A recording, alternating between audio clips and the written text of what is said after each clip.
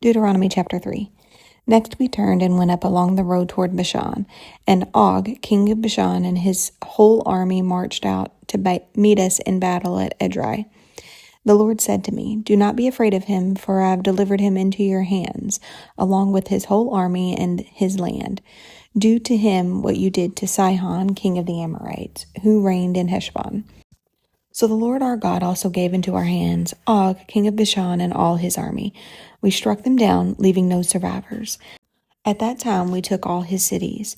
There was not one of the 60 cities that we did not take from them. The whole region of Argob, Og's kingdom, and Bashan. All these cities were fortified with high walls and with gates and bars. And there were also a great many unwalled villages. We completely destroyed them as we had done with Sihon, king of Heshbon, destroying every city, men, women, and children. But all the livestock and the plunder from their cities we carried off for ourselves. So at that time we took them from these two kings of the Amorites, the territory east of the Jordan, from the Arnon Gorge as far as Mount Hermon. Hermon is called Sirion by the Sidonians. The Amorites called it Senir. We took all the towns on the plateau and all Gilead and all Bashan as far as Salecah and Edrei, towns of Og's kingdoms in Bashan. Og, king of Bashan, was the last of the Rephaites. His bed was decorated with iron and was more than 9 cubits long and 4 cubits wide. It is still in Rabbah of the Amorites. Of the land that we took over at that time, I gave the Reubenites and the Gadites the territory north of Aurora by the Arnon Gorge, including half of the hill country of Gilead together with its towns. The rest of Gilead and also all of Bashan, the kingdom of Og, I gave to the half-tribe of Manasseh. The whole region of Argob and Bashan used to be known as a land of the Rephaites. Jair, a descendant of Manasseh, took the whole region of Argob as far as the border of the Geshurites and of the Mahakathites. It was named after him, so that to this day Bashan is called Havoth Jair. And I gave Gilead to Machir. But to the Reubenites and the Gadites I gave the territory extending from Gilead down to the Arnon Gorge, the middle of the gorge being the border, and out to the Jabbok River, which in the border of the Ammonites. Its western border was the Jordan in the Arabah, from Kinnereth to the sea of the Arabah, that is the Dead Sea, below the slopes of Pisgah. I commanded you at that time, the Lord your God has given you this land to take possession of it, but all your able-bodied men armed for battle must cross over ahead of the other Israelites. However, your wives, your children, and your livestock, I know you have much livestock, may stay in the towns I have given you, until the Lord gives rest to your fellow Israelites as he has to you, and they too have taken over the land that the Lord your God is giving them across the Jordan. After that, each of you may go back to the possession I have given you. At that time I commanded Joshua, "You have seen with your own eyes all that the Lord your God has done to these other two kings. The Lord will do the same to all the kingdoms over there where you are going. Do not be afraid of them. The Lord your God himself will fight for you." At that time I pleaded with the Lord, "Sovereign Lord, you have begun to show to your servant your greatness and your strong hand. For what God is there in heaven or on earth who can do these deeds and mighty works you do? Let me go over and see the good land beyond the Jordan, that fine hill country and Lebanon. But because of you, the Lord was angry with me and would not listen to me. That is enough, the Lord said. Do not speak to me any more about this matter. Go up to the top of Pisgah and look west and north and south and east. Look at the land with your own eyes, since you are not going to cross this Jordan. But commission Joshua and encourage and strengthen him, for he will lead this people across and will cause them to inherit the land that you will see." So we stayed in the valley near Beth Peor. Chapter 4. Now, Israel, hear the decrees and laws I am about to teach you. Follow them so that you may live and may go in and take possession of the land the Lord, the God of your ancestors, is giving you. Do not add to what I command you and do not subtract from it, but keep the commands of the Lord your God that I give you. You saw with your own eyes what the Lord did at Baal Peor. The Lord your God destroyed from among you every one who followed the Baal of Peor. But all of you who held fast to the Lord your God is still alive today. See, I have taught you decrees and laws as the Lord my God commanded me, so that you may follow them in the land you are entering to take possession of it. Observe them carefully, for this will show your wisdom and understanding to the nations, who will hear about all these decrees and say, surely this great nation is a wise and understanding people.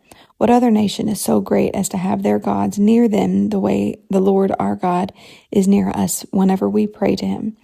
And what other nation is so great as to have such righteous decrees and laws as this body of laws I'm setting before you today? Only be careful and watch yourselves closely, so that you do not forget the things your eyes have seen, or let them fade from your heart as long as you live. Teach them to your children and to the children after them. Remember the day you stood before the Lord your God at Horeb, when he said to me, assemble the people before me to hear my words, so that they may learn to revere me as long as they live in the land, and may teach them to their children. You came near me and stood at the foot of the mountain while it blazed with fire to the very heavens, with black clouds and deep darkness. Then the Lord spoke to you out of the fire. You heard the sound of the words, but saw no form. There was only a voice. He declared to you his covenant, the 10 Commandments, which he commanded you to follow, and then wrote them on 2 stone tablets. And the Lord directed me at that time to teach you the decrees and laws you are to follow in the land that you are crossing the Jordan to possess.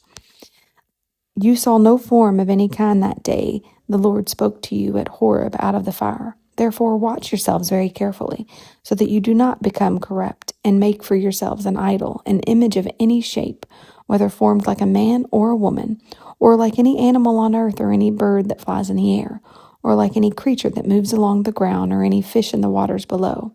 And when you look up to the sky and see the sun, the moon, and the stars, all the heavenly array, do not be enticed into bowing down to them and worshiping things the Lord your God has apportioned to all the nations under heaven.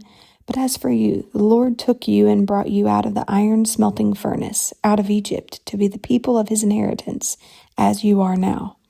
The Lord was angry with me because of you, and he solemnly swore that I would not cross the Jordan and enter the good land the Lord your God is giving you as your inheritance. I will die in this land. I will not cross the Jordan. But you are about to cross over and take possession of that good land. Be careful not to forget the covenant of the Lord your God that he made with you. Do not make for yourselves an idol in the form of anything the Lord your God has forbidden. For the Lord your God is a consuming fire, a jealous God. After you have had children and grandchildren and have lived in the land a long time, if you then become corrupt and make any kind of idol, doing evil in the eyes of the Lord your God and arousing his anger, I call the heavens and the earth as witnesses against you this day, that you will quickly perish from the land that you are crossing the Jordan to possess. You will not live there long, but will certainly be destroyed. The Lord will scatter you among the peoples, and only a few of you will survive among the nations to which the Lord will drive out. There you will worship man-made gods of wood and stone, which cannot see or hear or eat or smell. But if from there you seek the Lord your God, you will find him if you seek him with all your heart and with all your soul. When you are in distress and all these things have happened to you, then in later days you will return to the Lord your God and obey him. For the Lord your God is a merciful God. He will not abandon or destroy you or forget the covenant with your ancestors, which he confirmed to them by an oath. Ask now about the former days, long before your time, from the day God created human beings on the earth. Ask from one end of the heavens to the other, has anything so great as this ever happened? Or has anything like this ever been heard of? Has any other people heard the voice of God speaking out of a fire as you have and lived? Has any God ever tried to take for himself one nation out of another nation by testings, by signs and wonders, by war, by a mighty hand and an outstretched arm, or by great and awesome deeds like all the things the Lord your God did for you in Egypt before your very eyes? You were shown these things so that you might know that the Lord is God. Besides him there is no other. From heaven he made you hear his voice to discipline you. On earth he showed you his great fire, and you heard his words from after them. He brought you out of Egypt by his presence and his great strength. to drive out before you the nations greater and stronger than you, and to bring you into their land to give it to you for your inheritance, as it is today. Acknowledge and take to heart this day that the Lord is God in heaven above and on earth below. There is no other. Keep his decrees and commands, which I am giving you today, so that it may go well with you and your children after you, that you may live long in the land the Lord your God gives you for all time. Then Moses set aside 3 cities east of the Jordan, to which anyone who had killed a person could flee if they had unintentionally killed a neighbor without malice after a forethought. They could flee into one of these cities and save their life. The cities were these: Bezer in the wilderness plateau for the Reubenites, Ramoth in Gilead for the Gadites, and Golan in Bashan for the Manassites. This is the law Moses set before the Israelites. These are the stipulations, decrees, and laws Moses gave them when they came out of Egypt, and were in the valley near Beth Peor, east of the Jordan, in the land of Sihon, king of the Amorites, who reigned in Heshbon, and was defeated by Moses and the Israelites as they came out of Egypt. They took possession of his land and the land of Og, king of Bashan, the 2 Amorite kings east of the Jordan. This land extended from Aurora on the rim of the Arnon Gorge to Mount Sirion, that is, Hermon, and included all of Arabah east of the Jordan as far as the Dead Sea, below the slopes of Pisgah.